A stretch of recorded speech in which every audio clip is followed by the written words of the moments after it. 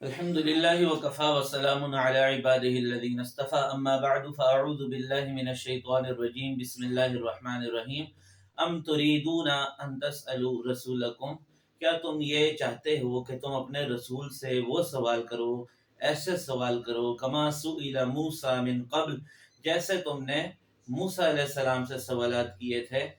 یہودیوں نے آپ صلی اللہ علیہ وسلم سے آ کر کہا کہ حضرت موسیٰ علیہ السلام پر تو ایک دم تو رات نازل ہو گئی تھی، تو آپ پر کیوں تھوڑا تھوڑا کر کے قرآن نازل ہو رہا ہے؟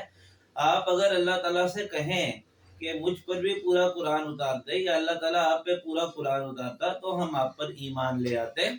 اللہ تعالیٰ اس کا جواب یہ دے رہے ہیں کہ تم نے ایمان پھر بھی نہیں لانا، تمہارا کام صرف انبیاء پر اعتراضات کرنا ہے اور جا بجا کے ہیلے بہانے کرنے ہیں اور ایمان نہ لانے کے مختلف طریقے اختیار کرنے ہیں، اور ایمان تم نے پھر بھی نہیں لانا۔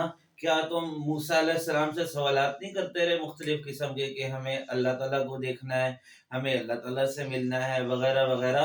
حالانکہ حضرت موسیٰ علیہ السلام پر تو ایک بار ہی کتاب نازل کر دی گئی تھی۔ تو تمہارا مقصد ایمان لانا نہیں ہے، تمہارا مقصد صرف یہ ہے کہ کسی طریقے سے ہم انبیاء کو پریشان کریں۔ انسان کو تو زیب ہی نہیں دیتا کہ وہ اللہ تعالیٰ کے معاملات میں دخل دے اور اللہ تعالیٰ کو طریقہ بتائے کہ آپ کو ایسا نہیں ایسا کرنا چاہیے تھا۔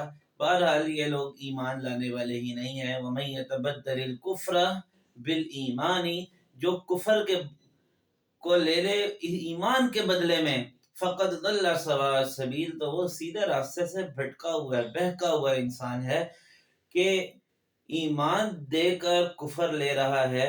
اور یہودیوں نے یہی کام کیا۔ اللہ تعالیٰ سے دعا ہے کہ وہ ہمیں ایمان پر ثابت قدمی عطا فرمائے اور اپنے احکامات کی بجاوری پوری طرح کرنے کی توفیق عطا فرمائے۔ وآخر دعوانا ان الحمد للہ رب العالمین۔